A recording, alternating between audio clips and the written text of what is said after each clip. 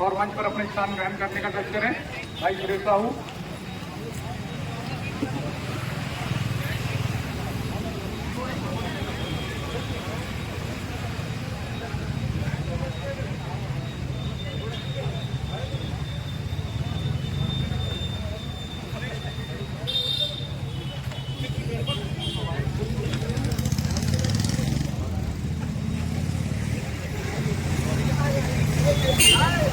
भाई परमेश्वर कन्नौजी से मेरा आग्रह है कि कृपया वे आए। भाई शिवेंद्र दुबे जी से भी निवेदन है कि कृपया मंच पर आने का कष्ट करें। भाई प्रमोद कुर्रे जी से भारत माता की जय, भारत माता की जय। भारतीय मजदूर संघ अमर रहे, अमर रहे, अमर रहे, भारतीय मजदूर संघ अमर रहे, अमर रहे, अमर रहे, छत्तीसगढ़ बिजली कर्मचारी महासंघ अमर रहे, अमर रहे, अमर रहे, छत्तीसगढ़ बिजली कर्मचारी महासंघ अमर रहे, अमर रहे, अमर रहे। बीएमएस की क्या पहचान, त्याग, तपस्या और बलिदान, बीएमएस की क्या पहचान, त्याग, तपस्या और बलिदान। देश के हित में करेंगे काम करेंगे पूरे दाम, देश के हित में करेंगे काम करेंगे पूरे दाम, उद्योग के हित में करेंगे काम करेंगे पूरे दाम, पावर कंपनी के हित में करेंगे काम करेंगे पूरे दाम, कर्मचारियों के हित में करेंगे काम करेंगे करेंगे। पुरानी पेंशन लागू करो, लागू करो, लागू करो, पुरानी पेंशन लागू करो, लागू करो, लागू करो,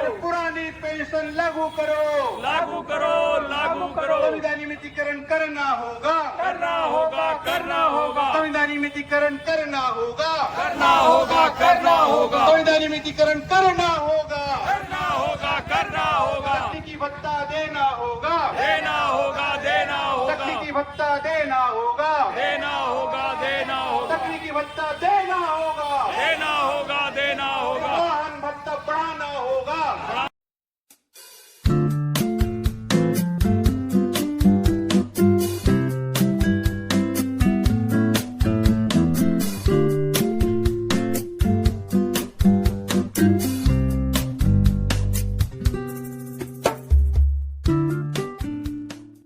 हैं और आप अपनी बात संक्षिप्त में रखने का कष्ट करें। भाई कन्नौजी जी।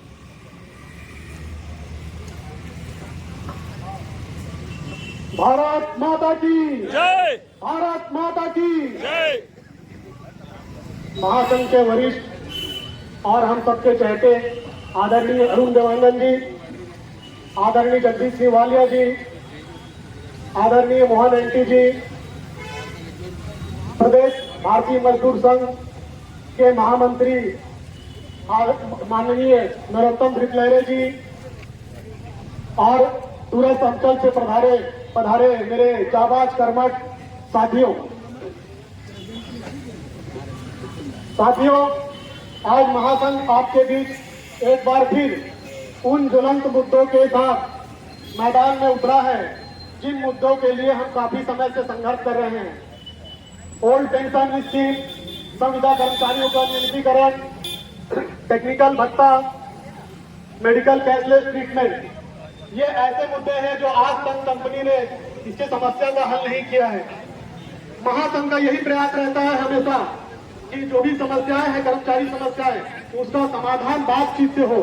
हम धरना प्रदर्शन आंदोलन नहीं चाहते, किंतु पावर कंपनी प्रबंधन की मंशा ऐसी नहीं लगती, उनको इस प्रवेश द्वार की शांति अच्छी नहीं लगती। वो चाहते हैं कि मजदूर संगठन यहाँ पर आंदोलन करते रहें। अगर ऐसा वो चाहते हैं तो हम निश्चित ही आंदोलन और धरना प्रदर्शन करेंगे। अगर वो उनका इच्छा है कि हम इसी तरीके से हमारी मांगों को बढ़ाएं तो हम बिल्कुल भी पीछे नहीं हटेंगे, इसके लिए हम तैयार हैं। साथियों, किसी शायर ने खूब कहा है कि अगर जब इश्क और क्रांति एक ही है, जब इश्क और क्रांति का हर्ष एक ही है, तो मंजरू बनने से अच्छा है भगत सिंह बन जाए। मैं पावर कंपनी के अध्यक्ष महोदय माननीय चेयरमैन जी से भी कहना चाहता हूं कि चेयरमैन साहब, हम लोगों ने दिसंबर माह में मेडिकल ट्रीटमेंट के लिए भरा था, कैशलेस मेडिकल ट्रीटमेंट का फॉर्म भरा था। हमें पता चला था कि जून माह में वो हो जाएगा, किंतु वो भी आज तक नहीं हो पाया है। बड़े ही शर्म की बात है कि इतने बड़े कंपनी होने के बाद भी अपने कर्मचारियों को कैशलेस मेडिकल ट्रीटमेंट देने में असमर्थ है। रही बात टेक्निकल भत्ते की, तो आपने कूलर और एसी में बैठने वाले उन इंजीनियरों को तकनीकी भत्ता से नवाजा है, लेकिन आप जो फील्ड में जो काम करने वाले उन असली तकनीकी कर्मचारियों को भूल गए हैं, जो भरी गर्मी में 40 डिग्री सेंटीग्रेड टेम्परेचर में इस कंपनी के अपना योगदान देते हैं बिगड़ी हुई लाइनों को सुधारने में। आप उन कर्मचारियों को भूल गए, तो ये दोहरी नीति नहीं चलेगी। आपको पारदर्शिता लानी होगी। और इसी के साथ ही मैं अपने उद्बोधन को यही समाप्त करता हूँ। जय हिंद, जय छत्तीसगढ़। जिंदगी में और लड़ने वालों के कदमों में जहाँ होता है, ऐसे आप सभी लड़ाई करने के लिए यहाँ पर एकत्रित हुए हैं और हमारे बीच हमारा हौसला अफजाई करने के लिए हमारे छत्तीसगढ़ बिजली कर्मचारी महासंघ के पूर्व अध्यक्ष भाई जगदीश वालिया जी यहाँ उपस्थित हैं। हम उनका हार्दिक अभिनंदन स्वागत करते हैं। साथ ही भाई मोहन इंडी पूर्व अध्यक्ष कर्मकार मंडल के हमारे भाई मोहन इंडी जी यहाँ पर उपस्थित हैं। हम उनका भी हार्दिक अभिनंदन स्वागत करते हैं। हमारे वरिष्ठ कार्यकर्ता भाई यादव जी यहाँ पर है और अन्य वरिष्ठ पदाधिकारियों का भी हार्दिक अभिनंदन है। मैं क्रम को आगे बढ़ाते हुए कोरबा उत्पादन के अध्यक्ष भाई राघवेंद्र राठौर जी से आग्रह करूंगा कि कृपया वे आए और संक्षिप्त में अपनी बात यहाँ पर रखें। भाई राघवेंद्र राठौर। भारत माता की, भारत माता की। भारतीय मजदूर संघ अमर रहे, अमर रहे। भारतीय मजदूर संघ अमर रहे, अमर रहे। मंच पे बैठे हमारे अलू आलिया जी, एमपी भैया, नरोत्तम घेटलरे भैया, दुबे जी और यहाँ समस्त पदाधिकारी गण जो उपस्थित थे एवं हमारे दूरस्थ क्षेत्र से आए हुए कर्मचारी। भारत माता की। भारतीय मजदूर संघ, छत्तीसगढ़ बिजली कर्मचारी संघ महासंघ। साथियों, अभी मैं देख रहा हूँ कुछ दिनों से कि आप लोग की जो मांगे हैं, आप लोग लगभग 4 महीने से इसमें आंदोलनरत है और मैनेजमेंट आज ही तक तो ये आदेश निकाला है, एनपीएस ओपीएस वाला है। तो उसके बाद भी जैसे हम लोग तो रिटायर कर्मचारी है, मैं तो रिटायर हो गया। रिटायर कर्मचारी की जो समस्याएं देखता हूँ मैं, जैसे सबसे बड़ी समस्या है चिकित्सा की। चिकित्सा में यहाँ रेगुलर कर्मचारियों को दवाई मिलना, बल्कि सेवा निवृत्त कर्मचारियों को भी दवाइयाँ नहीं मिल रही हैं और उनको कह दिया जाता है बाहर से खरीदो आप। अब हम लोग का पेंशन वालों का जो है 1/3 तो हमारा वैसे निकल जाता है दवाई वगैरह में, और दवाई भी जो मिलती है तो इतनी दवाई भी रहती है। तो मेरा इस मंच से मैनेजमेंट को ये कहना है कि आप चिकित्सा में थोड़ा सा रुचि लें, क्योंकि कर्मचारियों के जैसे जैसे आयु होती जाती है उतनी मेडिसिन की उनको जरूरत पड़ती है। और साथ ही जो हमारी जो मांगे हैं, तकनीकी भत्ता है, इंजीनियरों को आपने दे दिया 3%, और बाकी जो तकनीकी कर्मचारी है वो कहाँ गए? उनके साथ तो तकनीकी जुड़ा है, इंजीनियर के साथ तो इंजीनियर है, उनको 3% दे सकते तो तकनीकी कर्मचारियों को क्यों नहीं दे सकते? हाँ, सोचनी है इसे। उसी के साथ आप ये देख रहे हैं आप एनपीएस ओपीएस, ये स्कीम जो पेज पड़े हुए हैं, बहुत आगे चल रहा है, बहुत विवाद होगा इस बात में। और राज्य शासन ने उसको अपने राज्य शासन में जितने गवर्नमेंट कर्मचारी हैं उनको लागू कर दिया, और बाकी जितने निगम मंडल हैं उनमें नहीं दिया। उन्हें क्यों नहीं दिया भाई? क्या दिक्कत है उन्हें? अगर वो शेयर जो शेयर वो दे रहे हैं राज्य शासन को, उसके बाद उनको देने में क्या दिक्कत है? तो वो भी शायद आज ग्राफ वगैरह हुआ है, शायद आया भी आगे व्हाट्सएप ग्रुप में तो प्रचालित हो ही रहा है। अब उसके बाद जो रह रहे हैं संविधान वाले कर्मचारियों के रेगुलर, जब हमारे महासंघ ने कई बार देखिए आप कितनी बार हमने महासंघ वालों ने इसमें आंदोलन किया, वो लगभग सफल रहे। और इस मांग में हम अभी भी सफल हो सकते हैं। आप सबको साथ देना है। कितने कर्मचारी हैं रेगुलर? छत्तीसगढ़ स्तरीय रैली है, ये प्रदर्शन है, आम धरना है यहाँ पर। कितने कर्मचारी कितने हैं बताइए? 17-18 हजार है। कितने लोग हैं यहाँ पर? ये किसी को रुचि नहीं है क्या? रेगुलर करना है तो थोड़ा सा आप लोग को करना पड़ेगा। आप व्हाट्सएप में लिख देते हो, ये बैठक खत्म होगी, उसके बाद कोई ना कोई वीर योद्धा वहाँ व्हाट्सएप से लिखेंगे क्या उपलब्धि आपकी क्या हासिल करके आए। ये नहीं है, आपको सबको एक साथ इकट्ठा होना होगा, तभी हमारी ये सब मांगे पूरी होंगी। बस इसी के साथ में अपना भारत माता की जय भारत माता की जय वंदे मातरम वंदे मातरम। कौन बनाता है हिंदुस्तान? भारत का मजदूर किसान, कौन बनाता है हिंदुस्तान? भारत का मजदूर किसान हम सब एक है, हम सब एक है, हम सब एक है, सबके लिए एक है, सबके लिए एक है। वंदे मातरम। मनका सिंह भारतीय मजदूर संघ एवं छत्तीसगढ़ बिजली कर्मचारी संघ महासंघ के समस्त मार्गदर्शक उपस्थित प्रदेश के कोने कोने से आए बहादुर साथियों, काफी लंबे समय से आंदोलन की बात हो रही थी और आज जो समय आ गया कि हम सबको मुख्यालय के गेट पे प्रदेश के कोने कोने से अपने साथियों को बुलाना था।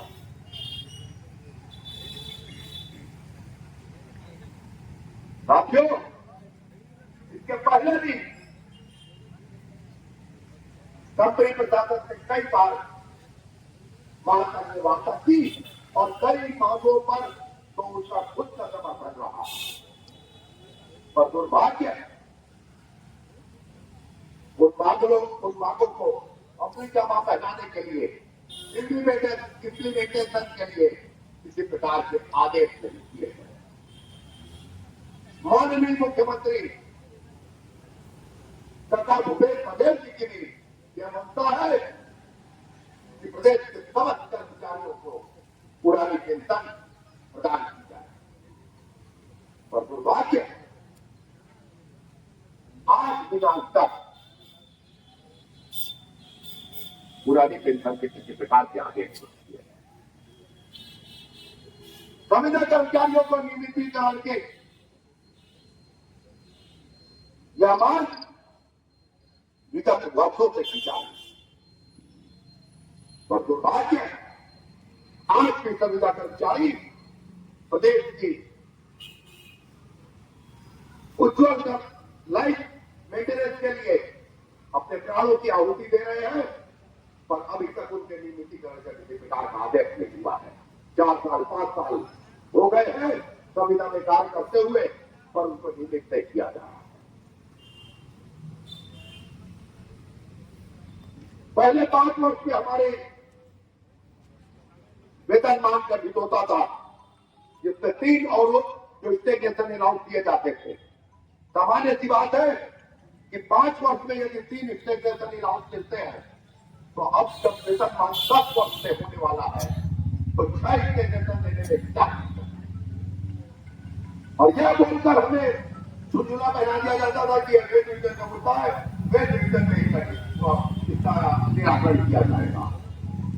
पर इंजीनियरों की जहां पर बात हुई तो तकनीकी भत्ता 3% बिना किसी पीओडी और बिना किसी फैसले के मात्र मुख्यमंत्री जी के कहने से 3% इंजीनियरों को तकनीकी भत्ता दे दिया गया, जबकि कंपनी में कार्यरत हजारों जो वास्तव में तकनीकी कार्य करने वाले हमारे कर्मचारी हैं, उन्हें किसी प्रकार का तकनीकी भत्ता के आदेश नहीं दिए गए। प्रदेश में हजारों कर्मचारी जो आईटीआई हमारे करे हुए लोग हैं, उनको टीएटीडी बनाने की मांग हम वर्षों से करते आ रहे हैं। कुछ लोगों को तो बनाया गया, पर उसके बाद वो गति समाप्त कर दी है। तो हमारी मांग है कि जो भी आईटीआई हमारे होल्डर हैं, उसको टीएटीडी बनाकर पदोन्नति दी जाए। और उनमें से एक समय ऐसा भी आया था जब टीए के लिए मिनिमम क्वालिफिकेशन डिप्लोमा किया गया, तो डिप्लोमा करके भी जो कर्मचारी हमारे टीए बने हैं, उन्हें हमारी मांग है कि खनिज यंत्री के पद पर पदोन्नति दी जाए। हमारी मांग है जो अभी तक टीम हमें हायर पे दिया जाता है, उनको कम से कम 4 हायर पे दिया जाए, 4 पदोन्नति दी जाए। उसके सेवा काल में, संपूर्ण सेवा काल में 4 उसको पदोन्नति की गारंटी दी जाए या 4 वेतनमान दिया जाए, हायर पे दिया जाए। पर दुर्भाग्य है इतनी जायज मांगों के कैशलेस चिकित्सा का झुंझुना 2 वर्ष से ऊपर हो गया है। 2 वर्ष 3 वर्ष हो गया है कैशलेस चिकित्सा के आदेश कम हो गए। कर्मचारी आंख लगाकर इस मुख्यालय को रोज देख रहा है कि यहाँ पर कैशलेस चिकित्सा के आदेश प्रसारित किए जाए, ताकि जो कर्मचारी हमारे हैं, सेवानिवृत्त हो चाहे नियमित कर्मचारी हो, जब विपत्ति का समय आता है और हॉस्पिटल में उसको एडमिट होना पड़ता है, उस समय उसकी चिकित्सा के समस्त बिल कैशलेस, यानी कि वह इलाज कराए और कंपनी में पेमेंट करे। ऐसी स्थिति कब आएगी, इसके आदेश के लिए कर्मचारी आंख लगाए बैठा हुआ। दुर्भाग्य है कि सब जायज मांगे। आप देख रहे हैं लगातार जो घटनाएं हो रही है, किसी प्रकार की कोई नियुक्ति अभी भी, लोग बेरोजगार प्रदेश में घूम रहे हैं, जहां कंपनी में कर्मचारियों की कमी है। और दुर्भाग्य है किसी प्रकार से ना तो क्लिनिकल स्टाफ पे हो चाहे लाइन स्टाफ पे हो, किसी प्रकार की नियुक्ति के आदेश कहीं से कोई प्रसारित नहीं हो रहे। अरे नियुक्ति कीजिए ताकि लोगों के काम का बोझ कम हो सके। ठेका कर्मचारी जो है उनको समय पर वेतन दीजिए, सामाजिक सुरक्षा प्रदान कीजिए। और धन्य हो प्रशासन, किसी प्रकार की कोई बात सुनने के लिए तैयार नहीं है। ऐसे तानाशाही रवैये को देखते हुए महासंघ ने आह्वान किया कि आज 23 के गेट मीटिंग में यह फैसला हो जाए कि कंपनी प्रशासन अपनी नींद से जाग रहा है कि नहीं। आज फैसला होके रहेगा। आज जो हम अल्टीमेटम देंगे और उस अल्टीमेटम समय सीमा पे यदि कंपनी प्रशासन जागकर कर्मचारियों की ज्वलंत मांगों पर अंतिम निर्णय नहीं लेता है, तो उसके बाद जो प्रदेश में औद्योगिक अशांति और आम उपभोक्ताओं को जो सतत विद्युत का जो ये सतत विद्युत जो प्रवाहित हो रही है, जिसका पूरे देश में प्रसारण किया जाता है कि छत्तीसगढ़ में 24 भाई प्रमोद चौबे जी से आग्रह करूंगा कि कृपया वे आए और 2 मिनट में अपनी बात यहाँ पर रखें। समय का थोड़ा सा ध्यान रखेंगे। भाई प्रमोद चौबे जी। Incoming voice call from CP. सभी जिलाधिकारी साथियों को उनको मैं ज्यादा नमन प्रदान करता हूँ। छत्तीसगढ़ बिजली कर्मचारी संघ महासंघ लगातार कर्मचारियों की ज्वलंत मुद्दे के मांगों को लेकर हमेशा से लड़ाई लड़ते हुए आ रही है, लेकिन कंपनी प्रबंधन के द्वारा लगातार हमें झूठे आश्वासन और सहमति बनने के बावजूद भी आज दिनांक तक कोई कार्रवाई नहीं किया गया, जिससे हम अपने स्थगित आंदोलन को आज से आरंभ करते हुए आगे आज द्वार सभा के माध्यम से प्रबंधन को अवगत कराते हैं कि हमारी अगर ज्वलंत मांगे पूरा नहीं होता तो हम आगे आने वाले समय में बहुत ही बड़ा आंदोलन करेंगे, जिसके लिए कंपनी प्रबंधन स्वयं जिम्मेदार रहेंगे। आप लोगों ने कहा सुनी होगी, इतिहास के पन्ने के पलट कर देखो तो केवल सीख मिला करती है। इतिहास के पन्ने को पलट कर देखो तो केवल सीख मिला करती है, बहुत छीन हारा मांगने से केवल भीख मिला करती है। भारत माता की। भाई नरोत्तम सिंह यहाँ उपस्थित है, मैं उनसे आग्रह करता हूँ कि कृपया वे आए और उसकी बात यहाँ पर रखें। भाई नरोत्तम सिंह। भारत माता की। छत्तीसगढ़ बिजली कर्मचारी महासंघ के आज के एक दिवसीय द्वार सभा की अध्यक्षता कर रहे हैं भाई पीएस दुबे जी और हमारे बहुत ही वरिष्ठ परम आदरणीय भारतीय मजदूर संघ के अखिल भारतीय उपाध्यक्ष श्री कटकवार जी, जगदीश सिंह वाजिया जी, एस राजकोट जी, अरुण देवांगन जी और आज के इस द्वार सभा में आए हुए मेरे सभी मित्रगण और हम सबका हौसला बढ़ाने के लिए, हमें शक्ति प्रदान करने के लिए उपस्थित नारी शक्ति को मैं प्रणाम करता हूँ, नमन करता हूँ। आज सब अभी देख रहे हैं, सुन रहे हैं, महसूस भी कर रहे हैं कि हमारे आज के द्वार सभा में कितने सारे वक्ता हैं और बहुत सारी बातें आप सबके बीच करना चाहते हैं, परंतु समय अभाव में वो अपनी बात नहीं कर पा रहे हैं। लेकिन इन कम शब्दों में, वाक्यों में जितना बोल रहे हैं वो मैं समझता हूँ काफी है। मैं सीधे मुद्दे पर आता हूँ। जब छत्तीसगढ़ बिजली कर्मचारी महासंघ कैशलेस सुविधा कर्मचारियों के लॉन्च किया, यूनियन ने जब लॉन्च किया तो हमारी सोच सीधे हमारे लाइन में काम करने वाले ग्रुप काउंसिल के हमारे लाइन कर्मचारी आई, जिनको अस्पतालों में रिफर कराने में दिक्कत होती थी,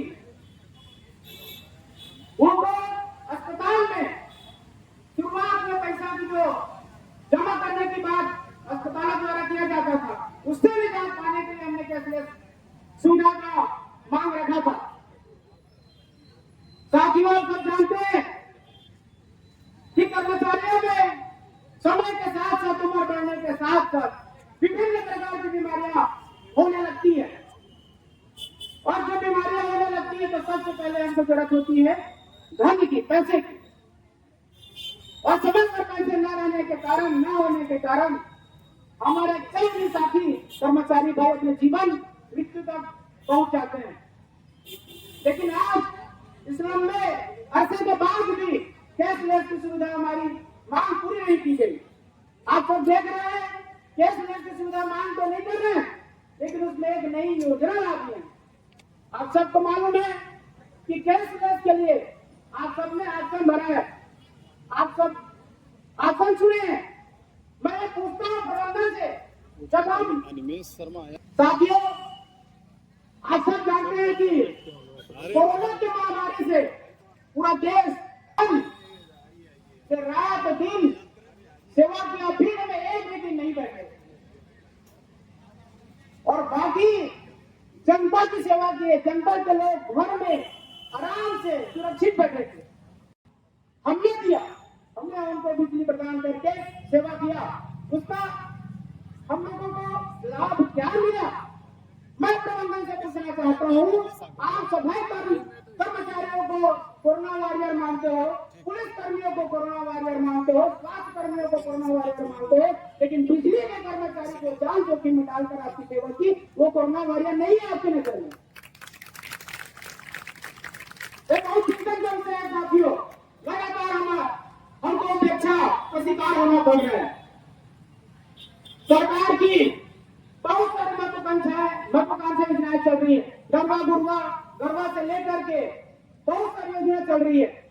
हमारे सीएसपी में भी शासन की महत्वाकांक्षी योजना निष्काल, एक निष्काल करो और आपको घर बैठे बिजली कनेक्शन मिलेगा, लोड बढ़ाने के मिलेगा, नाम ट्रांसफर मिलेगा, अन्य बहुत सारी सुविधाएं हम दे रहे हैं।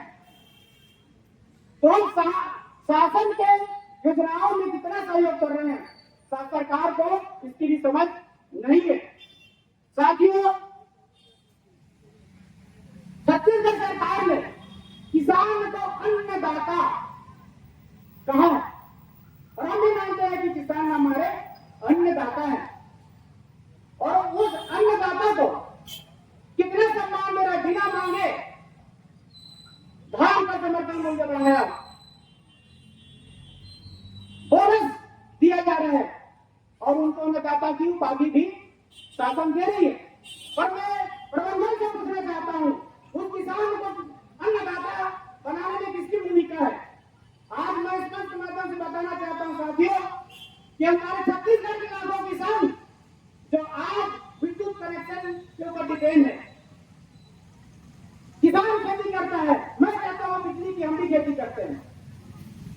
किसान को उसकी खेती का पूरा मूल्य मिल रहा है, लेकिन हमको बिजली की खेती का पूरा मूल्य नहीं मिल रहा है। हमारे जनरेशन के साथी रात दिन विद्युत उत्पादन में लगे हुए हैं। पसीना 5000 मेगावाट की डिमांड छत्तीसगढ़ प्रदेश में आज है। उस डिमांड को भी हमारे जनरेशन के कर्मचारी साथी और डिस्ट्रीब्यूशन के साथी पूरा करने में लगे हुए हैं। इनकी चिंता कौन करेगा? साथियों, हमको इस तरह सतर्क होने की जरूरत है, बताने की जरूरत है, हमारी महत्ता को समझाने की जरूरत है। अभी आप लोगों ने देखा होगा व्हाट्सएप के माध्यम से कि 2004 के पूर्व जिन अधिकारियों ने फॉर्म भरा था नौकरी के लिए और उनकी नियुक्ति 2004 के बाद वैकेंसी पूर्व निकली, लेकिन नियुक्ति बाद में हुई। 2002 से 2002 में मैंने फॉर्म भरा और 2002 में मेरी नियुक्ति हुई। मेरे कुछ साथी कुछ अंकों के कारण छूट गए, जिनको प्रबंधन ने बाद में उसी लिस्ट में से नौकरियां जारी की। तो क्या वो पात्र नहीं है? मैं प्रबंधन से पूछना चाहता हूँ, ये पूरा भेद की नीति क्यों? आगे सन्यासी में बैठे हैं, बंद कमरे में बैठे हैं, वो सिर्फ और सिर्फ मैदानी कर्मचारी के भरोसे बैठे हैं।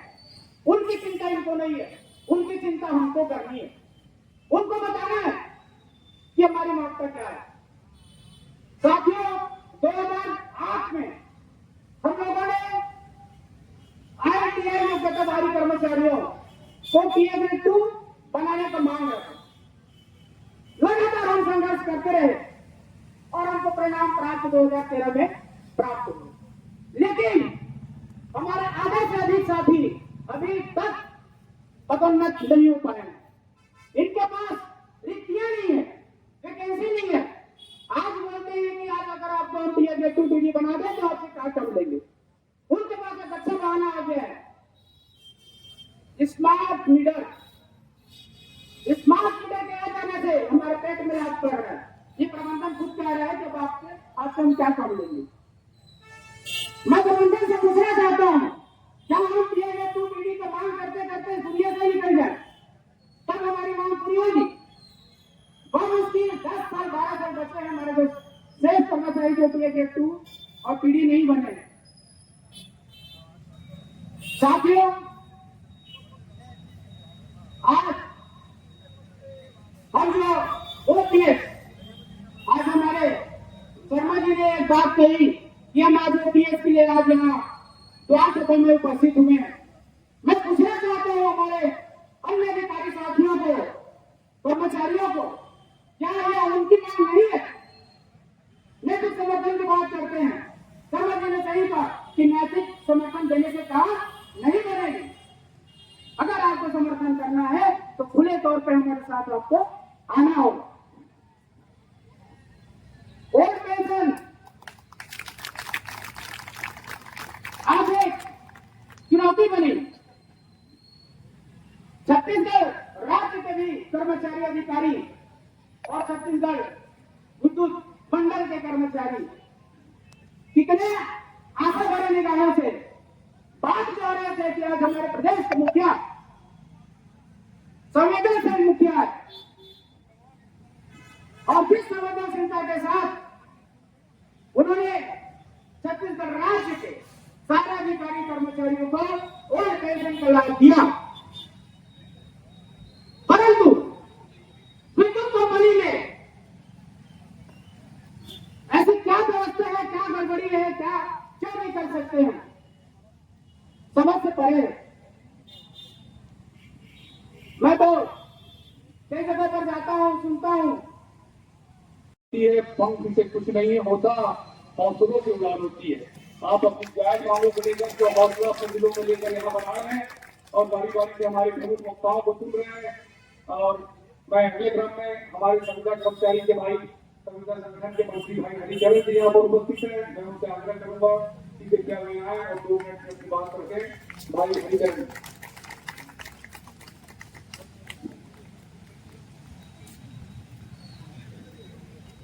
भारत माता की सभी सम्मानित सीनियर को मेरा प्रणाम और मेरे जो आए हैं भाई है दूर दूर से, उसको मेरा नमस्कार। हम तो इस बिजली बोर्ड की अभी अंकुरित चना की बात की, अंकुरित हुए भी नहीं है ऐसा लगता है। कैसे मतलब हमें 8 सालों से सिर्फ पानी में भिगो के रखते हैं। इस कंपनी में भिगोते भिगोते सड़ भी चुके हैं ऐसे लगते हैं। हमारा रुदन कांपता है जब हम तो निकलते हैं घर। आज भी वही कलम लेके चल रहे हैं। शब्द बाकी को अच्छा लगता होगा, लेकिन हम हृदय से अगर सुनते हैं तो लगता है कि जॉब हो दूसरे तरह से प्राइवेट सेक्टर में चले जाते तो इज्जत मिलता, लेकिन ये कंपनी में इज्जत के लायक नहीं। तो कंपनी के बैठे हुए नुमाइंदों से निवेदन करता हूँ कि जो श्रमिक वर्ग होता है इस पर ध्यान दीजिए सर। यहाँ पे जितने भी आए हैं यही सोच के आए। हम जब नौकरी में लगे थे 2016 और 18 में, 2016-18 में आए थे तो हमारे सीनियर जेई यही सभी बोलते थे 2 साल रुक जाए बेटा, तो लाइफ टकाटक है बेटा ऐसे बोलते। तो हमें ऐसा लगा टकाटक कहाँ, हम तो कटाकट कट रहे हैं। हमारे 26 भाई इस कंपनी को अपना बलिदान दे चुके हैं। बहुत मेहनत करने के बाद हमारे सीनियर, हमारे सभी फेडरेशन, महासंघ फेडरेशन सभी ने हमारा योगदान दिया। हमने अपना अलग से संघ भी बनाया, क्योंकि थोड़ी सी दिक्कत होती है रेगुलर स्टाफ को साथ रहने में, क्योंकि फिर भी हमारे साथ आज भी खड़े हैं डंडे की चोट पे। सबसे पहले और दूसरे में हमारे माँ बाप रहते हैं, क्योंकि रेगुलर होने के बाद पैसा कस्टमर के आने के बाद कोई साथ नहीं देता। लेकिन हमारे महासंघ के जितने भी पदाधिकारी यहाँ खड़े हैं, लेकिन कुछ लोग ड्यूटी कर रहे हैं। वो ड्यूटी करने वाले नुमाइंदों को याद रखना चाहिए 2004 बेच वालों का पेंशन इसी के थ्रू आया, उनकी मांगों को रखा गया है, तो उनको यहाँ आज उपस्थित होना चाहिए। लेकिन यही छीन भाव हमारे कर्मचारी संघ में है कि 4 पूरा बांट रखते हैं, सीनियर वर्ग और जूनियर वर्ग सभी एक रूपता की कमी है। यदि हम एक रूपता हो जाएं तो बिजली बोर्ड चलने के लायक नहीं बचेगा। यदि हम श्रमिक वर्ग एकता हो तो हम आपका मांग कंप्लीट करते हैं। मैं सबसे पहले बात बता दूं, मेरे यहाँ साझा डिवीजन है। साझा डिवीजन में रेगुलर स्टाफ नहीं है, ना की बराबर परमिट हरिचरण, रीडिंग हरिचरण, सर्वे हरिचरण, सबके लिए हमारे स्टाफ को हमें जिम्मेदारी दिया जाता है। जब हमको जिम्मेदारी दिया जाता है तो जिम्मेदारी के लायक तो जेब भरिए, हमें अपना पालन पोषण करने के लिए दीजिए। ऑर्गेनाइजेशन बहुत बड़ी चीज होती है। यदि किसी को आप ऑर्गेनाइज किए हो तो टेम्पररी नहीं, सर अध्यक्ष महोदय से निवेदन ऑर्गेनाइजेशन दिए हैं तो पूर्णतः इनको नियमितीकरण करके ही दीजिए। मैं चाहता हूँ हमारे साथियों को नियमितीकरण मिलना ही चाहिए, क्योंकि उसकी प्रारूप तो बन चुकी है, नियमितीकरण की बात ही कार्य कर रहे हैं, ऐसे काम कर रहे हैं। देखो मैं मतलब हमारे जितने भी यही साहब जितने भी है, उनका कहना है पता नहीं आपस क्यों नहीं हो पा रहा है। तो बोल रहा हूँ साहब अभियंता संघ से भी निवेदन था कि सर आप ही तो लेटर लिख दीजिए, इनके बिना हमारा खाता भी नहीं चल रहा है, मतलब इनके बिना हमारा कुछ काम ही नहीं हो रहा है। इतने इंटेलिजेंट है हमारे संविदा भाई, ऐसा नहीं है। हमारे जो जितने 2 साल में आया था, इसलिए आए थे कि 2 साल में रेगुलर हो जाते हैं, उसके बाद हम बाबू अच्छा से काम करेंगे। सभी काम करें, बाबू का भी काम करते हैं, रीडिंग का भी काम करते हैं, यहाँ तक कंप्लेन भी अटेंड करते हैं। मैं तो करता हूँ, बता तो नहीं, लेकिन मेरे साथ जो 8 भाई लगे हैं वो भी मेरे जैसा काम करते हैं। और एक बात बताऊँ, हम भाइयों से निवेदन है जितने नहीं आए पहले बात तो सोचा मत कीजिए सफल होगा कि नहीं होगा, सोचिए ये मैं आऊंगा तभी सफल होगा। एक विचार गंदा रहते हैं लोगों के मन में, अरे 2-4 लोग चले जाएंगे यार, हो जाएगा, हमारी जाने की जरूरत क्या है। मैं अभी कम से कम आते हैं 10-15 लोग को बाइक में चलाते चलाते किया हूँ। सीनियर का तो बोलो तब 2004 के बाद वो आपको पेंशन मिलेगा ही नहीं, चलिए साथ बोलता है यार हमारे तो है, क्या टेंशन है। अरे साहब आप 2004, और ये बात बता दूं मेरे जितने भी साथी हैं, आप दम फम के काम जैसे कर रहे हैं वैसे ही आपको उपस्थिति। आज तो प्रथम चरण है, मैं आशा करता हूँ कि ये चरण लंबा जाना चाहिए, क्योंकि अभी सुहावने पल है। इस पल पे यदि ढोल बजती है तभी वो मांग कंप्लीट हो जाना है, क्योंकि अभी हमारी मांग कंप्लीट होते ही दिखाई देगा, करना ही पड़ेगा। बरसात का मौसम आ रहा है, अब हमारे भी नखरे जारी रहेंगे। याद रखिए महोदय, यदि नहीं करेंगे तो हम बैठ भी जाएंगे। हम जानते हैं कि हमारी कितनी कमी अभी जूझ रहे हैं, लाइन स्टाफ की इतनी कमी है फील्ड में, इसी वजह से यहाँ पे दुर्दशा एक्सीडेंट का हो रहा है। जी धन्यवाद, इतना बोलने के लिए कहा है मुझे, बहुत बहुत धन्यवाद। इतना कहकर मैं इतना वाणी को विश्राम करना चाहूंगा। जितना दम हो लगा सको, जितना दम हो लगा सको कदम न पीछे करना, जितना दम हो लगा सको कदम न पीछे करना, होश उड़ जाएंगे उसके जो हमारे लिए व्यर्थ की सोच। धन्यवाद, बहुत बहुत क्षमा चाहूंगा अगर कुछ ज्यादा बोल दिया तो सर। चाहिए ये प्रबंधन भी आएगा जमीन पर, बस इरादों में जीत की गूंज चाहिए। मैं क्रम को आगे बढ़ाते हुए इस कार्यक्रम में उपस्थित मंच में हमारे वरिष्ठ जी करतवार जी, वरुण देवानंद जी, हमारे महामंत्री हरीश चौहान जी, हमारे महामंत्री विराट जी और सभी प्रदेश के विभिन्न क्षेत्रों से आए हमारे पदाधिकारी का अभी आपने माननीय अध्यक्ष महोदय के बाद उन्होंने कहा कि मुख्यमंत्री को खुद को समय नहीं मिल पा रहा है, तो मैं 15 दिन के अंदर में ये ओपीएस की घोषणा में स्वयं करूंगा, और अभी तक ये ओपीएस की घोषणा नहीं हो पाई है। साथियों, अगर माननीय अध्यक्ष महोदय के कहने से हम लोगों ने 2 बार आंदोलन स्थगित किया है और आज तक स्थगित था, लेकिन हमारा सब्र टूट गया। 11 तारीख इस नोटिस देने के बाद 11 तारीख को उन्होंने चुनाव बैठक के लिए हमको आमंत्रित किया है, बातचीत के लिए बुलाया है, और मुझे कोई उम्मीद नहीं है कि हमारी सार्थक बात होगी। तो मैं इस प्रबंधन को दोनों को चेतावनी देता हूँ, 11/7 तक हम आपको टाइम देते हैं, आप उचित निर्णय लेके बैठ जाइए, ऑर्डर लेके बैठिए, उस दिन हमारी बैठक में हमको बताइए कि आपने मांग किया है पूरी हो गई है, तो वही हम बात मानेंगे। आगे चल के इतना बड़ा आंदोलन हम लोग करने को तैयार है, अंदरूनी आपको मालूम नहीं है कि किस ढंग से आंदोलन हम लोग करेंगे, आपको उम्मीद नहीं होगी। तो 11/7 तक टाइम है और आपके पास 11/7 तक हम कुछ नहीं करेंगे, सबको बताएंगे भाई साहब कि 11/7 तक हमारी कोई आंदोलन नहीं होगी।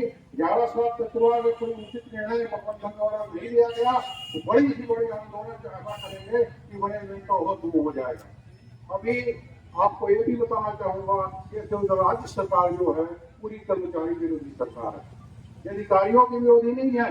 अभी भी अधिकारी लोग जो भी मांग करते हैं उनकी मांग पूरी करी जाती है। तकनीकी भत्ता बात कर लीजिए, मुख्यमंत्री ने स्पेशल घोषणा कर दिया इसी तकनीकी भत्ता के बारे में और पेट्रोल अलाउंस के बारे में। तो हमने चेयरमैन से बात की, उन्होंने कहा कि ये पीओडी में जाएगा, ये बेच बोर्ड का मामला है, तो कर्मचारियों का जो भी मांग होती है वो पीओडी में जाएगा, बेच बोर्ड का मामला जाएगा, ऐसा करते उसको जो टालते आ रहे हैं।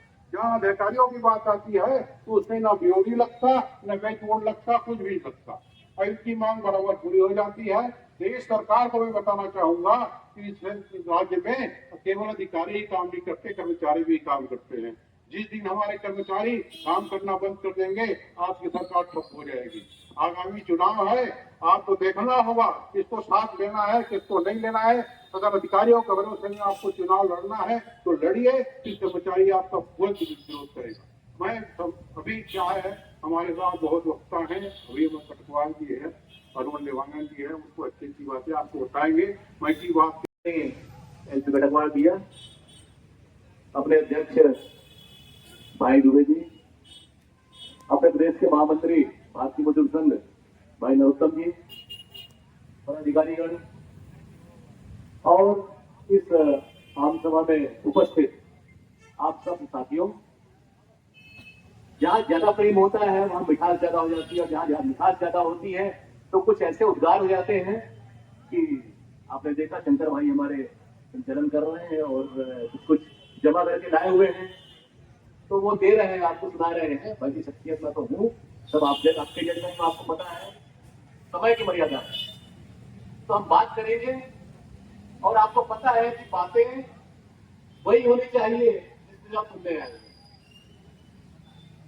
ये पावर कंपनी है, आपको पता है, और जो लोग 2009 के पहले आए हुए वो जानते हैं कि विद्युत मंडल का, और जो 2000 के पहले के हैं वो जानते हैं कि हम अपने विद्युत मंडल के लोग हुआ करते थे। और यह सौभाग्य की बात की खतरे में बना, विद्युत मंडल बनवाया हम सब ने मिलकर, और उसके बाद 2009 तक यह विद्युत कंपनी लबालब थी, फायदे में भी, आप सबके हित में बातें हुआ करती थी। और उसके बाद जब कंपनीकरण का दौर आया, कंपनियां बननी 2 कंपनी थी, एक कंपनी थी, इन्होंने बना दी 5, क्योंकि 5 पुत्रों को इनको बैठाना था, आपको पता है, और समय समय पर नाते रिश्तेदारों को अंदर करना है, ये भी पता है आपको। तो 2009 से लेकर 2021 तक इन लोगों ने चलाया 5 कंपनियां।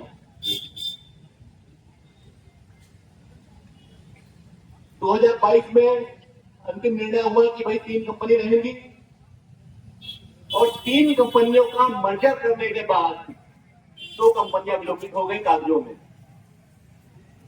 और आपको यह जानकर आश्चर्य होगा कि 2 कंपनी के जो लोग थे उनका बंटवारा जो है आज तक कंप्लीट नहीं हो पाया है, और वो 2 कंपनी में सिर्फ अधिकारी थे। तो अधिकारियों को मनवांछित जगहों पर बैठाने के लिए सारा कुछ जो है साल भर से बिना कोई काम के बैठे हुए लोग हैं। अब ठीक है, कंपनियां आपने बंद कर दी, कंपनियां बंद करने के बाद सीधा सा मामला ये, भाई जो जिस कंपनी का कर्मचारी है उस कर्मचारी को वापस कर दो कंपनी में। इन्होंने वहां भी नहीं किया, जो होल्डिंग कंपनी में थे, डिस्ट्रीब्यूशन के लोग थे, उनको इन्होंने ट्रांसमिशन में दे गए, और ट्रांसमिशन में भी जबरदस्ती। अधिकारियों के मामले आप जानते हैं, अधिकारी प्रेमी, ये पूरा पावर कंपनी प्रबंधन जो है अधिकारियों को बोझ में लेकर चलता है, और कर्मचारियों को जबरदस्ती, उनकी इच्छा ना तो पावर कंपनियां 5 कंपनियां बनी, उसमें पूछा गया कौन सी कंपनी में रहना चाहते हो।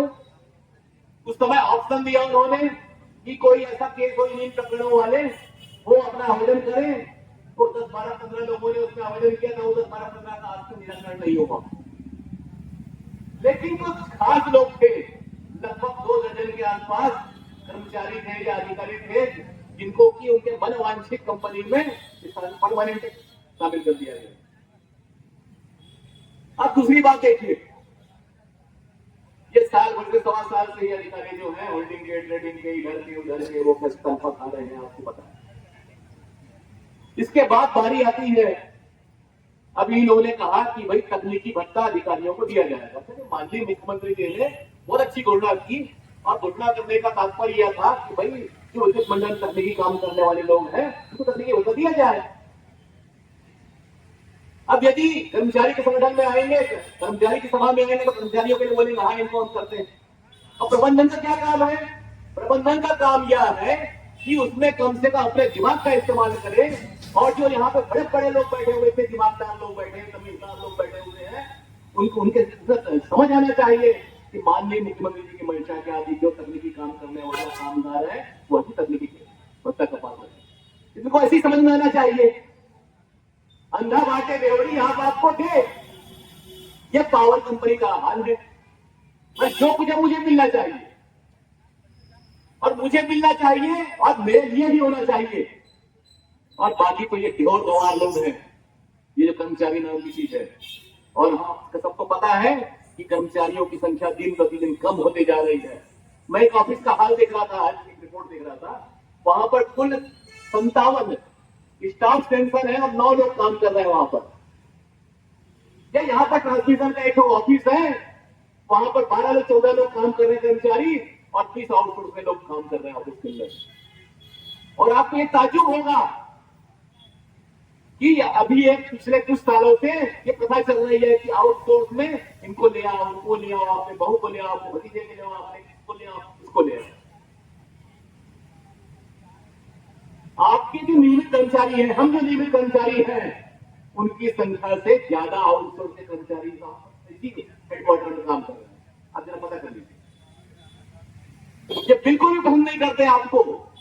और उसके बाद फिर आपको पता है कि जो लोग रिक्रूटमेंट के सहारे आए हैं, अखबार में भर्ती का विज्ञापन देखकर आए हैं, उनके साथ टैगिंग कर दिया गया संविदा का। और संविदा पर टैगिंग करने के बाद से उन पर चस्पा कर दिया गया कि भाई आप तो संविदा वाले हो और आप रेगुलर वाले हो, जो रेगुलर वाले हैं उनकी संख्या वैसे कम होती जा रही है।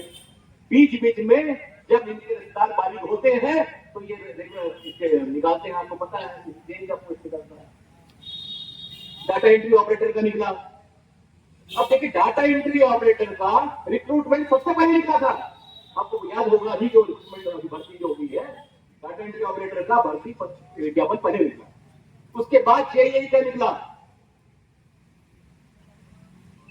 और आपको यह पता है कि हाई कोर्ट के आदेश आने के कुछ समय पहले जेईई के आदेश जारी कर दिए गए, नियुक्ति आदेश जारी किए गए और डाटा एंट्री ऑपरेटर का रोक दिया गया। ये प्रमाण है, कुछ कहने की जरूरत नहीं है, आपके ध्यान में लाने के लिए बता रहा हूं। कर्मचारियों की भर्ती होनी है। अब वो यहां पर चाहिए आपको 2000 डाटा एंट्री ऑपरेटर चाहिए, वहां पे आप 200 कर रहे हैं। और इसके बाद यह ये नहीं बता पा रहे हैं कि कितने लड़के की आवश्यकता है, कितने डिवीजन की आवश्यकता है, कितने सर्किल ऑफिस होने चाहिए, कितने रीजन होने चाहिए, कितने सिविल ऑफिस होने चाहिए।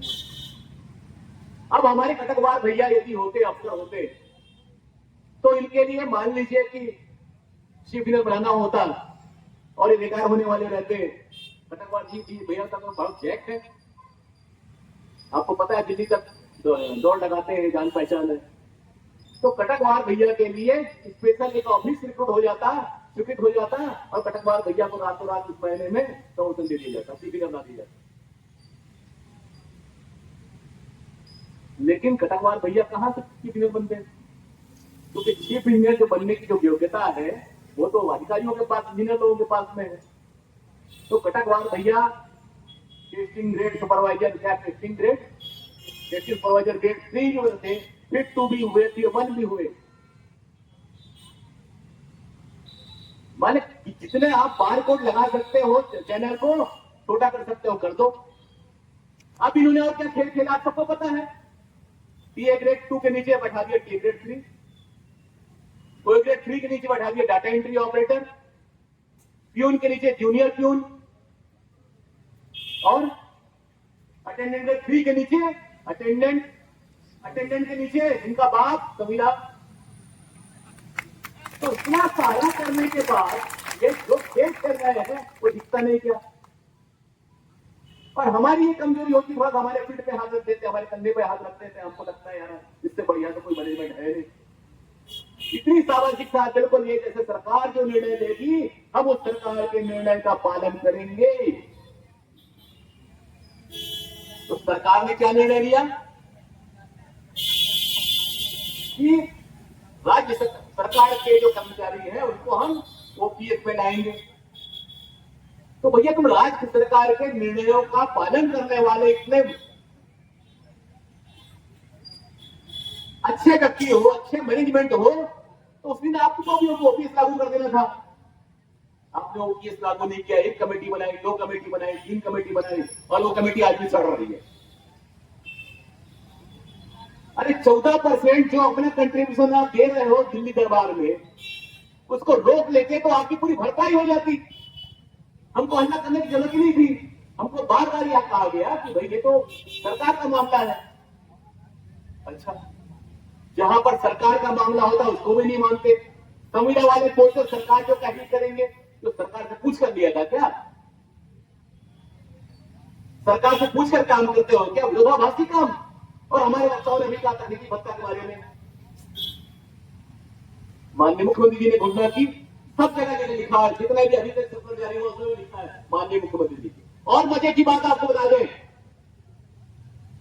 कि 24-25 करोड़ रुपए सालाना का खर्चा करने की व्यवस्था हो रहा है। और हमारा ये आकलन है कि यदि कर्मचारियों को भी उसमें जोड़ दिया जाता तो शायद 4-5 करोड़ का खर्चा और आता। इसे तो नहीं आता है, नहीं कर्मचारी, और है तनख्वाह कम है उनकी, तो ये इनके दिमाग में नहीं आया।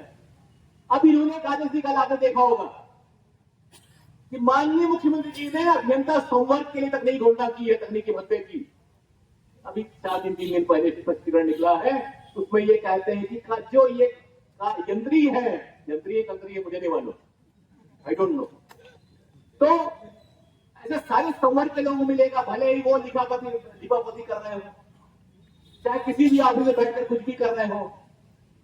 और बहुत शान से इन लोगों ने अपना नाम बदला था। एचआर में काम करने वाले लोग जीएम कहलाएंगे, मैनेजर कहलाएंगे, डीजीएम कहलाएंगे, भयंकर बहुत बड़े डायरेक्टर टाइप का कहलाएंगे।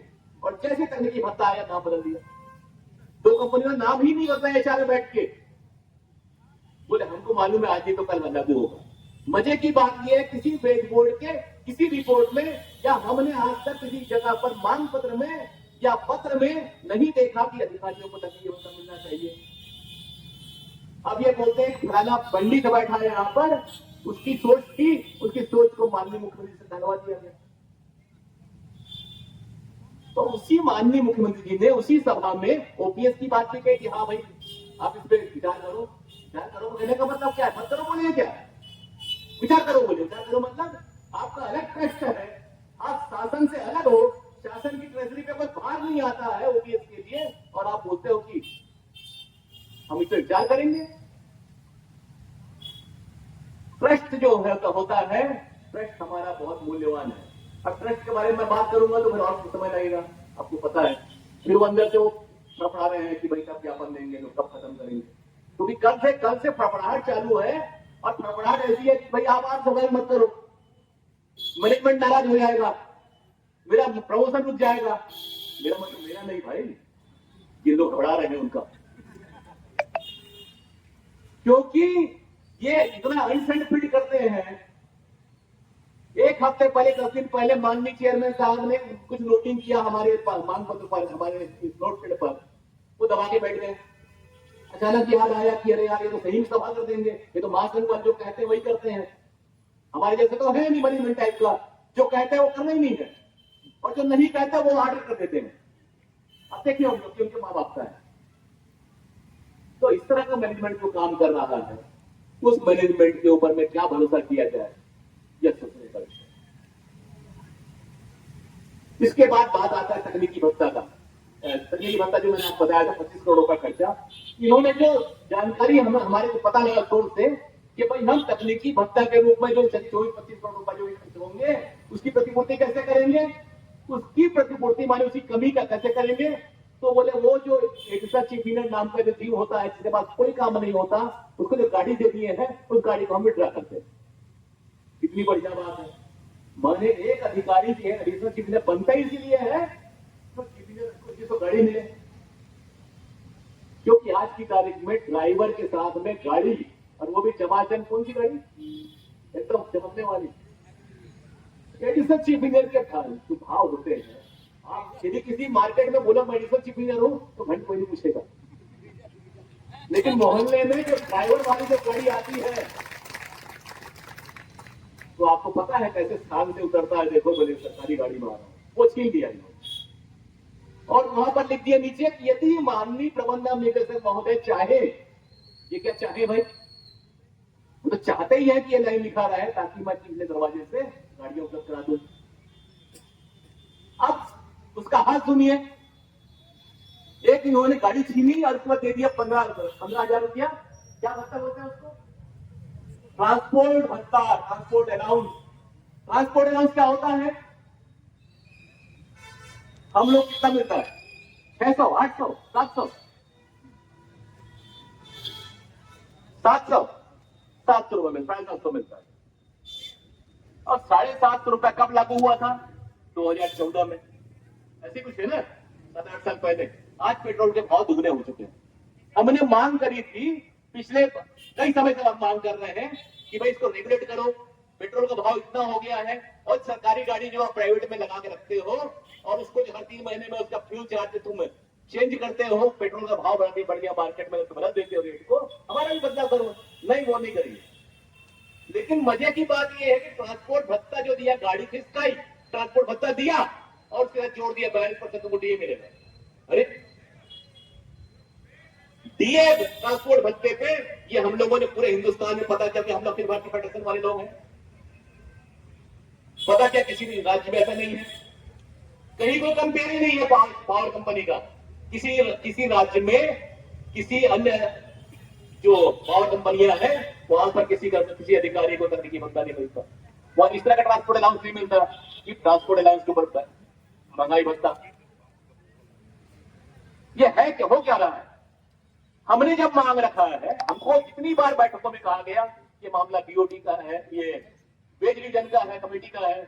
वेज रिविजन कमेटी जब बैठेगी तो भी सोचेंगे अभी कहां से तुम्हारी वेज रिविजन कमेटी आ गई, 15,000 रुपया कहां से तुमने दे दिया, उसमें 42% कौन सी कमेटी है? सुहानी जी तो नहीं रहे, अब संरक्षण है क्या यहाँ पर? पता नहीं, मुझे नहीं मालूम, इसे लिखवा दिया होंगे, नहीं मालूम, क्योंकि आजकल कंसल्टेंसी बहुत बढ़िया चल रहा है आजकल। माने कुछ भी 2 लाइन का लिखवाओ, 15,000 रुपए उसको कंसल्टेंसी फीस दे दो और मन वापिस यहाँ पे निर्णय दे दो। और ट्रांसपोर्ट भत्ते के मामले मुझे नहीं मालूम कि ऐसा कोई कमेटी बैठा नहीं, तकनीकी भत्ता के मामले में कोई कमेटी नहीं बैठी। लेकिन आपके मामले पे हर बार यही कहा जाता है क्योंकि नहीं देना होता है, नीयत जब खराब होती है तो हम बहाने करते हैं, और बहाने करते हैं इसलिए हमको पसीना बहाने यहाँ आना पड़ता है मित्रों। और सही में जो लड़ाकू लोग हैं, जो जुझारू लोग हैं, जो समझते हैं, जो दूसरों के लड़ना जानते हैं, वही द्वार सभा में आप सभा में आते हैं। और मैं तो इन बहनों का सख्त नमन करता हूँ, अभिनंदन करता हूँ, क्योंकि अपना सारा घर बार छोड़कर वो जो बैठे हुए कुर्सी पे लोग हैं, घरों में चले गए होंगे, टीवी देख रहे होंगे, पान डब्बे पे होंगे, हमारे ही अपने साथी हैं और कुछ इधर अंदर बैठे होंगे, उनके लिए लड़ाई लड़ने के लिए आई थी। तो शर्म आना चाहिए। हालांकि नारियों को हम कमजोर नहीं समझते, लेकिन एक कहावत है कि डूब मरो, चूड़ियां पहन लो, तो बोलते हैं मर्दों को। ये मैं दूसरे भाव में नहीं कह रहा हूं, लेकिन ये बहने उनको उनके ऑफिस में जाकर चूड़ियां पहना देंगे। ये याद रखना, क्योंकि लड़ाई उनकी है, सबके लिए है, और इस लड़ाई में जो भागेगा वो पीटेगा। मित्रों, बातें बहुत है, समय बहुत कम है, और आपको पता है कि लड़ाई आज खत्म नहीं हो रही है। 11 तारीख को जो दुनिया इन्होंने दिया हुआ है, दुनिया अपने पास में रखे। हमको चाय और बिस्किट के लिए हमको जाने की न चाहत है न फोटो देने की चाहत है। आप बुलाए होते चाहिए, लेकिन जो बातें स्पष्ट है, पिछले कई सालों से हम कह रहे हैं, सुविधा का मामला हो, पेंशन का मामला हो, कैशलेस का मामला हो, प्रमोशन का मामला हो, ITI का मामला हो, डिप्लोमा का मामला हो, जितने भी मांगे हमने रखी हुई है, वो कोई आज नया पैदा नहीं हुआ है। जो मांगे नई पैदा होती है वो तुम पैदा करते हो, और उसके लिए है कि उसके कारण हमको लड़ना पड़ता है उसके लिए। साथियों, मैं आपको फिर से इस मंच के माध्यम से आपकी गवाही में यह चेतावनी इस प्रमंडल को देता हूं कि 11 तारीख की मीटिंग को रहने दो, और 11 तारीख के पहले जो भी, जैसे हमारे अध्यक्ष जी ने कहा, जो ये बातें हैं उनको मान ले, आदेश कर दे। जिस तरह से बिना कमेटी के बहुत सारी चीजें कर ली, यहाँ तो कमेटियों पे कमेटियां बैठा कर भी आदेश नहीं करते हैं, आदेश कर ले। बीओडी के कभी बुला सकते हैं ये अपने हित में, हमारे हित में भी बीओडी बुला लें, बात कर लें, काम कर लें, और हमको शौक नहीं है आंदोलन करने का। लेकिन ये गवाही है कि जुलाई का महीना महासंघ के लिए हमेशा भीषण संकट का समय होता है। जुलाई का महीना हमारा आंदोलन का समय होता है, ऐसा लगता है। और यदि 11 तारीख तक बात नहीं बनी तो 16 तारीख को हमारी जो अधिवेशन बिलासपुर में होने वाला, हालांकि महामंत्री जी को कहना था लेकिन मैं कह दे रहा हूँ, 16 तारीख को अधिवेशन में जो हमारे सैकड़ों हमारे कार्यकर्ता पहुंचेंगे, उनके बीच में निर्णय होगा कि किस तारीख में 16 के बाद 17 से 18 से 20 से 22 से कब से यहाँ बैठना है, इनकी छाती पे मूंग डलना यहाँ बैठकर, यह हम फैसला उस दिन करने वाले हैं। पीछे हटने वालों में नहीं है, हम तो आदेश लेकर ही हम वापस जाएंगे। इतनी बात कहकर मैं अपनी बात समाप्त करता हूँ। धन्यवाद। जय हिंद, जय भारत। धन्यवाद भाई अरविंद देवांगन जी। साथियों, मैंने पहले ही बताया था, ये वो शख्सियत है जो अपनी बातों से आप में उबाल और खून में जोश पैदा कर देते हैं, और इन्होंने बहुत ही कारगर्दी शब्दों में सारी बातों को आपके समक्ष रखा है, और निश्चित रूप से आप लोगों को समझ में आया होगा। और अब हमारे बीच में पूर्व राष्ट्रीय अध्यक्ष और भारतीय मजदूर संघ के पूर्व उपाध्यक्ष और राष्ट्रीय विद्युत प्रभारी रहे हमारे प्रदेश के भाई MP कनकवार जी यहाँ पर उपस्थित है। मैं आपके आम सभा को संबोधित करने के लिए सादर आमंत्रित करता हूँ। भाई कनकवार, बोलिए भारत माता की, भारत माता की। BMS की क्या पहचान? त्याग, तपस्या और बलिदान। BMS की क्या पहचान? त्याग, तपस्या और बलिदान। BMS अमर रहे, अमर रहे, अमर रहे। BMS अमर रहे, अमर रहे, अमर रहे। वंदे मातरम, वंदे मातरम, वंदे मातरम। भारत माता की जय। आज के इस आम सभा की अध्यक्षता कर रहे छत्तीसगढ़ बिजली कर्मचारी महासंघ के अध्यक्ष श्री दुबे जी, भारतीय मजदूर संघ के प्रदेश महामंत्री लहरे जी, अखिल भारतीय विद्युत मजदूर महासंघ के राष्ट्रीय प्रतिनिधि अरुण देवांगन जी, बिजली कर्मचारी महासंघ के हरीश चौहान जी, भारतीय मजदूर संघ के उपस्थित पदाधिकारी, महासंघ के पदाधिकारी, कार्यकर्ता, जो हमारे यहाँ पे जो उपस्थित बहने हैं, मैं आप सब लोगों को हृदय से आभार व्यक्त करता हूँ कि आप लोग अपनी मांगों के लिए, और यह जैसा अरुण जी ने अभी बताया कि हमारा जो आंदोलन का पीरियड होता है वो जुलाई होता है, ये वर्षों से उदाहरण रहा है। और आप ये जून के आखिरी महीने में एक सांकेतिक प्रदर्शन अपनी मांगों को लेकर करने जा रहे हैं, तो मैं समझता हूं कि प्रबंधन अच्छी तरह से समझता होगा कि महासंघ ने हमेशा आंदोलन का जो बिगुल जुलाई के महीने में भूखता है, वो जब तक उनकी मांगे पूरी नहीं होती तब तक वो उठने वाले नहीं है, और उनके संज्ञान में ये बात आ जानी चाहिए। साथियों, अभी अरुण भाई जो बता रहे थे, कंपनी की जो मनमाने ढंग से उनके काम करने के तरीके और इंजीनियरों के लाभ पहुंचाना और कर्मचारियों की मेहनत और उनके पसीने को नजरअंदाज करना, मैं समझता हूं कि प्रबंधन को आने वाला समय बहुत भारी पड़ने वाला है। मैं यह भी कहना चाहूंगा कि यही और ग्राम सभा है जहां पर कि महासंघ ने पूरे मुख्यालय का घेराव किया था, और रात के 2 बजे लगभग 350 कर्मचारियों ने, अपने कार्यकर्ताओं ने गिरफ्तारी दी थी, और वो आंदोलन तभी समाप्त हुआ जब हम अपनी बोनस के अधिकार को लेकर रहे थे। साथियों, मैं प्रबंधन को ये बताना चाहूंगा कि आप महासंघ के कार्यकर्ताओं को विवश मत कीजिए, वरना आने वाला समय आपको बहुत भारी पड़ने वाला है। मैं अभी मांग पत्र देख रहा था साथियों, और मांग पत्र में बड़ा आश्चर्य हुआ कि इसी कंपनी में हालांकि ये संविधान का जो शब्द है वही इतना विभत्स है कि गले नहीं उतरता। आज बिजली कंपनी में, पावर कंपनी में जो रीढ़ की हड्डी है या जो काम कर रहा है, भिंड की बिजली की व्यवस्था बना के रखने वाला अगर कोई है तो ये हमारे जो साथी संविदा के लोग हैं, इनका बहुत बड़ा योगदान है। और ये कर सकते हैं कि बिजली की व्यवस्था की सुचारू ढंग से चलने के इनके कंधों पर जो जिम्मेवारी ये ढो रहे हैं, कंपनी प्रबंधन को उसके ऊपर ध्यान देना चाहिए। साथियों, आप भर्ती कर नहीं रहे हो, भर्ती के जगह पे आप क्या कर रहे हैं? ठेका, आउटसोर्स, फ्रेंचाइजी, इसके माध्यम से आप विद्युत की व्यवस्था का कार्य कर रहे हैं। तो ये समझ से परे है कि वास्तव में आपके पास अगर काम नहीं है, अगर उसमें काम के करने वाले जो मेन पावर है, आखिर वो किस हिसाब से काम कर रहे हैं।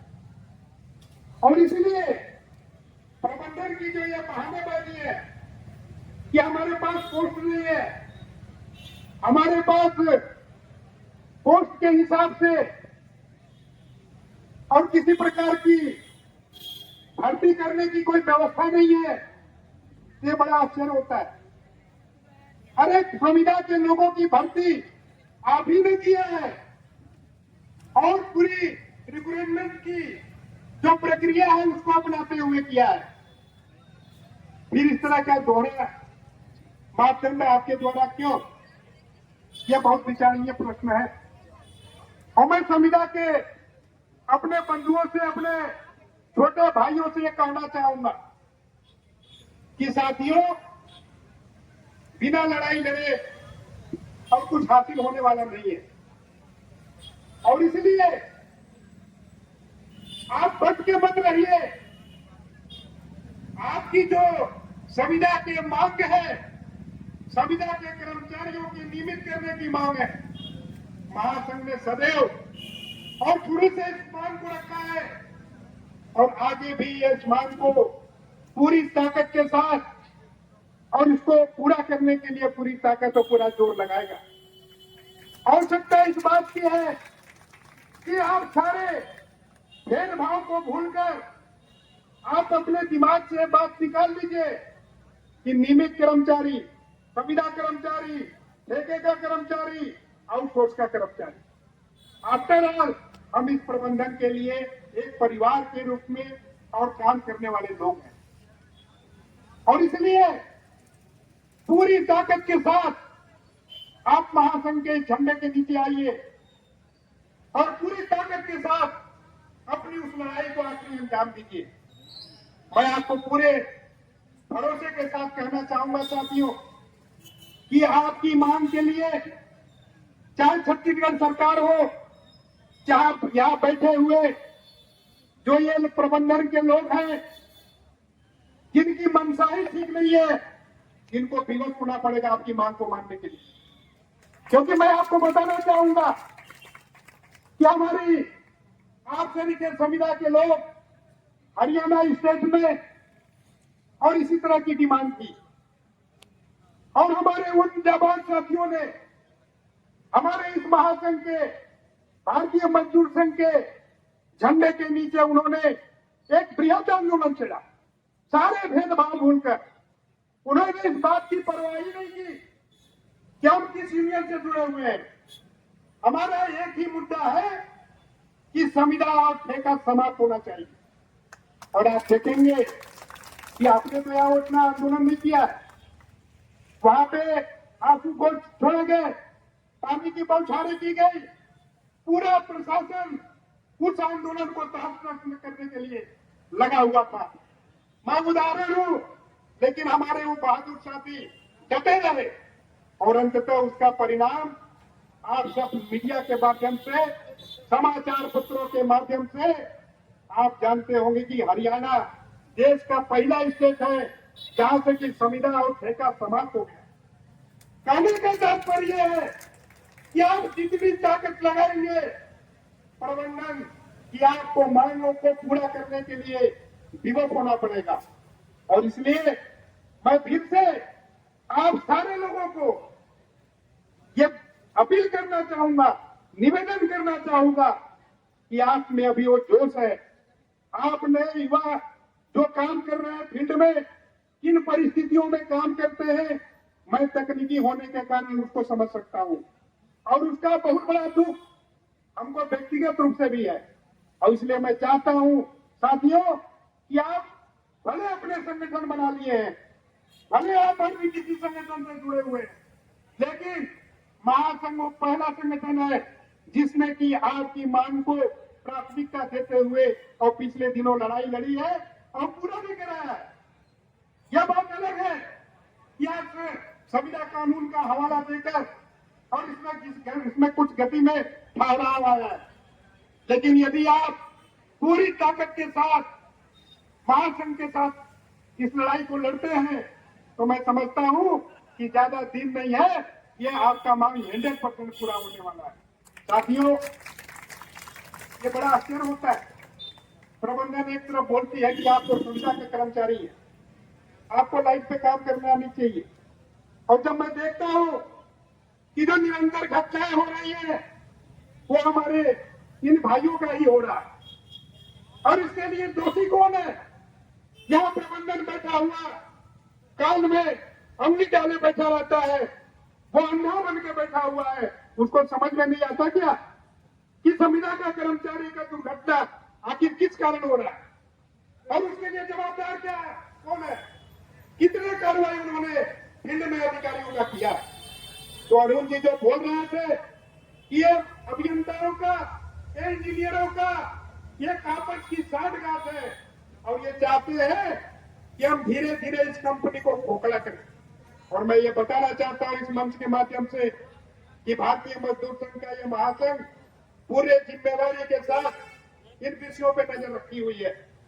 और ये भी मैं कहना चाहता हूं कि समय रहते आप चेत जाए, वरना आपके काले कारनामों को, आप बिजली बोर्ड को जिस तरह से पावर कंपनी को खोखला कर रहे हैं, इसको भी शांत की लड़ाई बनाने के लिए महासंघ को भी बतौना पड़ेगा। और इसलिए मैं कहना चाहूंगा कि आप दोहरा मापदंड अपनाना छोड़े। बिजली पावर कंपनी एक परिवार के रूप में काम करने वाली संस्था हुआ करती थी। आप देखने के आ रहा है कि इंजीनियर अपना राग अलाप रहा है और कर्मचारी को चोट सुनने वाला नहीं है।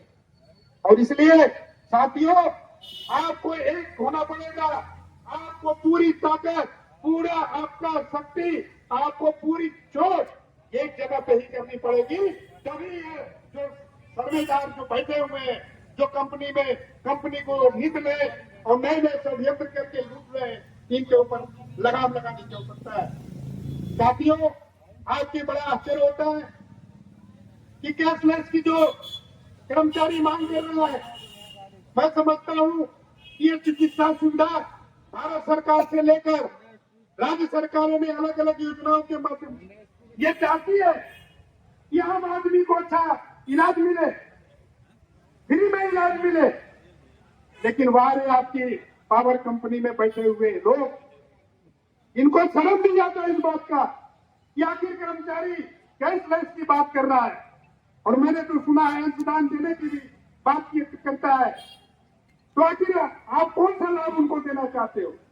कौन सा अलग से आपको उसमें निर्णय लेने की आवश्यकता है? सरकार इसमें सहभागी है। आप इस लड़ाई को आप जानबूझकर और कैशलेस मेडिकल की सुविधा आप जानबूझकर बना के रखना चाहते हैं ताकि कर्मचारी आक्रोशित हो और इस गेट मीटिंग पे हमेशा 1 घंटा करते रहे। ये आप चाहते हो? तो मैं ये बताना चाहता हूं कि महासंघ जब तक ये मांग पूरा नहीं होगा तब तक पीछे हटने वाला नहीं है। और इसलिए मैं ये कहना चाहूंगा कि आपने जो एक पत्र भेज दिया कि 11 के हम आपके साथ बैठेंगे, क्या बैठोगे? तुम बात करने लायक नहीं हो, तुम्हारी कोई कैडर नहीं है, तुम्हारा कोई स्तर नहीं है।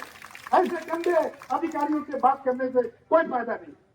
जिसकी संवेदना मर गई है, जिनने किसी प्रकार के कर्मचारियों के बारे में जिनका जमीर नहीं अलाउ करता, ऐसे अधिकारियों के साथ, ऐसे प्रबंधन के साथ मैं तो कहता हूं कि इनको यही आना चाहिए, यही इसी सड़क पे आना चाहिए, इसी सड़क पे उनको आना चाहिए और सब बात करनी चाहिए। साथियों, एक कहावत है कि सीधी उंगली घी नहीं निकलती, और इसलिए मैं आपको कहना चाहूंगा आज के इस आम सभा के अवसर पर कि आप थोड़ा जो काम करते हैं ना, उसमें थोड़ा झटका देने का काम कीजिए। आप बिजली के कार्यकर्ता हो, बिजली के कार्यकर्ता है आप रात दिन काम करते हैं, और जब आप झटका देना फील्ड में शुरू करोगे ना, इनके कान खड़े हो जाएंगे, क्योंकि प्रशासन सरकार में बैठे हुए लोग, आने वाला समय चुनाव का है, बिजली की व्यवस्था आपके कंधों पर है, और इनको तब समझ में आएगा जब आप झटका देना शुरू करोगे।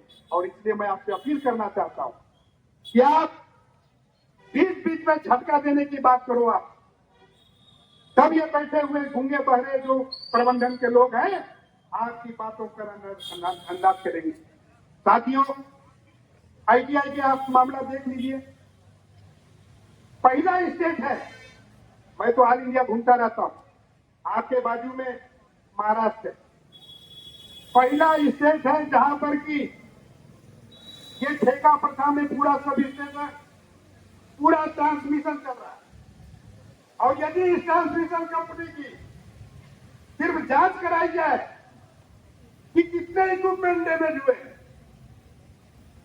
सिर्फ इसी बात की जांच हो जाए, और किस तरह से शोषण हो रहा है, चाहे वो 33 का सब स्टेशन में काम करने वाला ITI का कर्मचारी हो, चाहे वो आउटसोर्स में काम करने वाला ITI का कर्मचारी हो, चाहे वो 132 220 में काम करने वाला कर्मचारी हो, उसका बहुत बड़े पैमाने पर शोषण हो रहा है। आप हम लोग फील्ड में काम करने वाले लोग हैं, हम अच्छी तरह जानते हैं।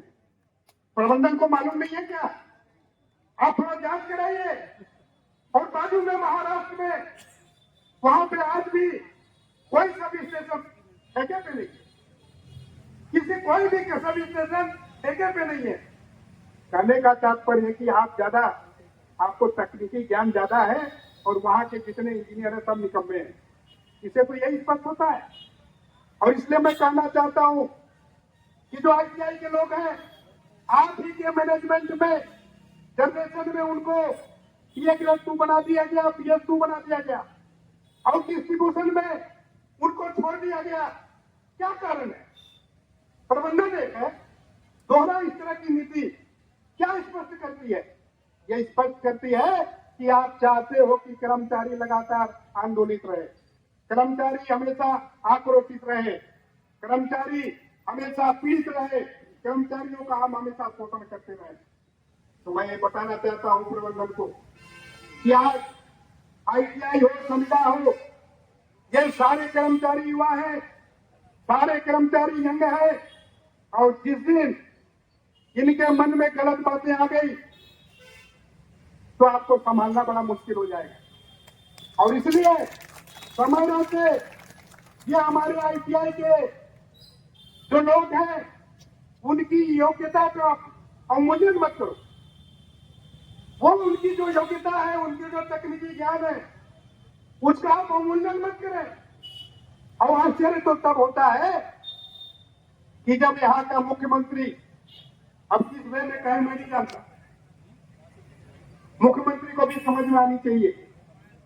यहाँ के प्रबंधन को अगर नहीं समझ में आता है तो मुख्यमंत्री को संज्ञान लेनी चाहिए कि आखिर में तकनीकी कार्य कौन करता है।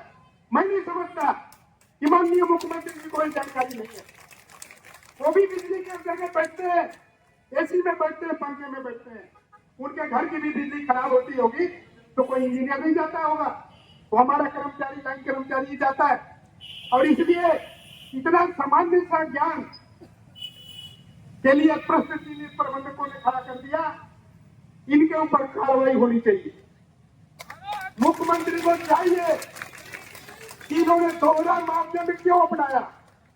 मैं माननीय मुख्यमंत्री जी, संवेदनशील मुख्यमंत्री जी से मैं निवेदन करना चाहूंगा, यहाँ के प्रबंधक को पूछे कि वास्तव में तकनीकी का कार्य वो अगला सा कर्मचारी जो लाइन में करता है, जो सब स्टेशन में करता है, वो वास्तव में तकनीकी है कि ये एसी में बैठे हुए जो फाइल इधर उधर करते हैं, ये तकनीकी है। इस बात का फैसला होना चाहिए। और मैं चाहूंगा कि समय रहते हुए अपने प्रदेश के जितने कर्मचारी हैं उनको तत्काल और 11 तारीख के पहले तकनीकी भत्ता का आदेश प्रबंधन जारी करे। और सही तो मैं कहना चाहूंगा साथियों कि जो आपकी 8 सूत्री मांगे हैं, ये ज्वलंत मांगे हैं, और इन ज्वलंत मांगों को लेकर मजदूर संघ बैठने वाला नहीं है, महासंघ अपना आंदोलन समाप्त करने वाला नहीं है। एक एक मांग की पूर्ति के लिए प्रदेश का पूरा कर्मचारी और आंदोलित होगा। मैं आप लोगों से अपील करना चाहूंगा साथियों कि आप आज यहाँ से एक शपथ लेकर जाए। एक एक कर्मचारी जहां भी काम करता हो वहां पर अपने कर्मचारियों को उत्साहित करे, उनको आंदोलन के लिए प्रेरित करे और उनको वास्तविक उनके अधिकार को बताए। और आने वाले समय में जब आप आंदोलन करेंगे तो पूरी ताकत के साथ, और ऐसा लगना चाहिए कि पूरे प्रदेश का कर्मचारी इस जगनिया के मुख्यालय पर डटा हुआ है, तब इनको होश दिलाने आएगा। इसलिए मैं ज्यादा कुछ नहीं बोलते हुए मैं इतना ही कहता हूं, समय काफी हो गया है। अन्य प्रदेशों का मैं भ्रमण करता रहता हूं, कहने के लिए बहुत उदाहरण है, बहुत लंबा बात किया जा सकता है, लेकिन आज का है आम सभा आपका एक सांकेतिक आम सभा है। आपकी मांगों के समर्थन के लिए ये आम सभा है। और इसलिए मैं फिर से सिर्फ ये कहना चाहूंगा कि जब तक आप पूरी ताकत के साथ एकजुट होकर सारे मतभेद भूलकर, सारे भेदभाव उड़ाकर, हम कर्मचारी हैं, हम श्रमिक हैं, हम काम करने वाले हैं, हमारा खून पसीना इस पावर कंपनी में लगा हुआ है, तो उसका हमको पारिश्रमिक मिलना ही चाहिए, उसका हमको लाभ मिलना ही चाहिए। इस विश्वास के साथ आगे आने वाले आंदोलन में जब पूरी ताकत के साथ आप लड़ेंगे तो मैं विश्वास दिलाता हूं साथियों कि सरकार क्या, ये प्रबंधन क्या, ये तो नाक रगड़ के आपकी गेट पर आएंगे और बोलेंगे कि भाई साहब आपकी पूरी मांग लेते हैं, आप फील्ड में जाइए और काम कीजिए।